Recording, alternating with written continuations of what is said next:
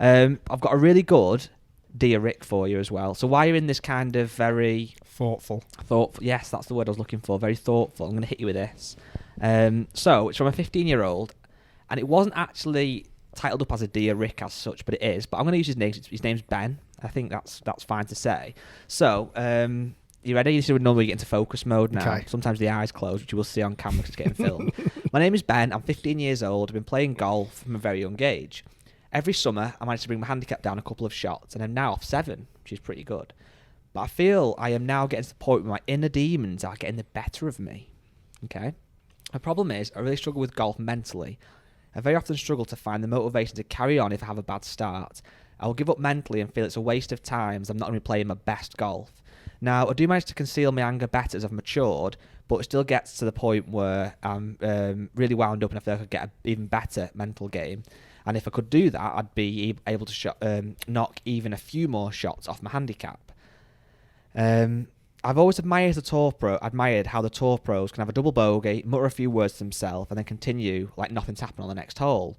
However, Tyrrell Hatton interests me. You can see how annoyed he gets on the golf course, but he still managed to shoot good scores after getting angry with himself. Realistically, I don't think I'm ever going to get to the point where golf doesn't annoy me. So what is it that Tyrrell does that allows him to get annoyed with himself and then continue to play very well? We're very grateful if you give me some advice. Thanks very much, Ben. Ben is surely portraying the same message that every 15-year-old golfer has ever thought. When I was 15, I was a hothead. I was a nightmare. You know, from probably as soon as I turned teenager, because I started golfing when I was about 10 or 11. As I got to about 13 to 16 and probably beyond, I was way too hot-headed.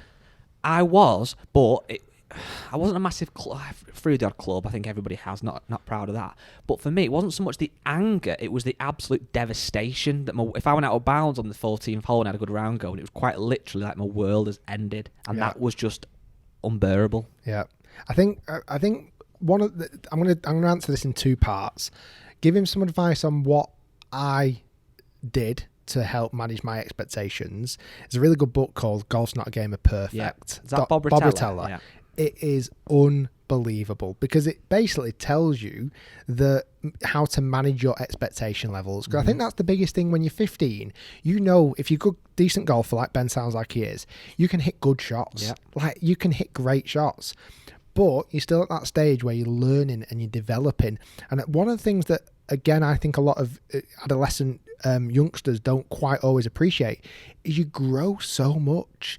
Like I remember having really, really bad issues about consistency, but then I'd also be growing out of a pair of pants every 3 months, and you know my feet were getting bigger all the time because you grow so much in that time frame. So how can you be consistent as a golfer yet when all you're doing, your body is changing all the time? It's something that definitely needs to be managed, and you see it with a lot of young golfers. Like if you mature really quickly and you get used to your body, and I mean maturity in yourself, you get the strength and the height and your build that you want, you can build on that. But there's a lot of people who struggle as they go through those building stages to stay consistent.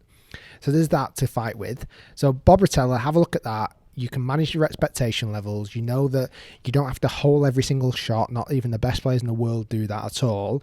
It's how you manage your emotions.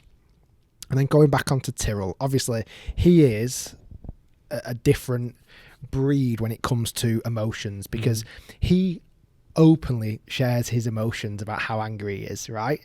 Because he really, he's thrown clubs, he's snapped clubs, he's sacked caddies, he's done, he's really lost his head. But one thing, if you ever watch him when he plays, yes, he'll lose his head immediately after the shot, and he'll be really angry with himself, and he'll kick he'll be fuming. One of the things though, if you ever get into his next shot, watch how he prepares for his next shot. It's like nothing's ever happened. He never carries it over to the next hole. That's hard to do though, isn't it? Really bloody hard. Like, I mean, you even see Tiger in his prime. Like, he would hit a bad shot and get really angry with himself. Yeah. But then the next shot, it was like nothing ever happened. But do you think though that's almost bad to watch? Not to watch, but to almost look at, because we think, oh, if I get angry, but then we, as mortals, can't seem to turn it off like that. Well, that's as it. They do. Everyone's different. You look at someone like Ricky Fowler. Like, I've never seen him get angry. Ever, Ricky Fowler. But also on the flip side, I've never seen him massively jump with joy. Yeah.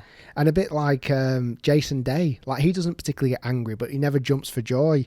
So I think it depends on your emotional character as well. Because for me, I want, if I hole a great putt or if I hit a great shot, I'm openly outwards with my pride and my pleasure.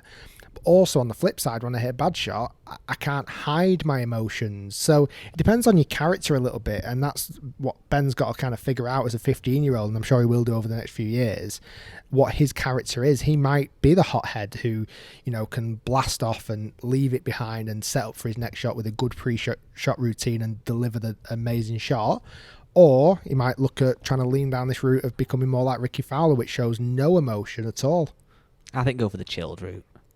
That's the one I would like to go for, It's but I hard also though, isn't like it? the emotion. I like holding the 6 Like, foot and I giving want it a fist. Ricky Fowler, like all the time, apart from when he hits a great shot. Like I want to see him get excited. Do you know what I mean?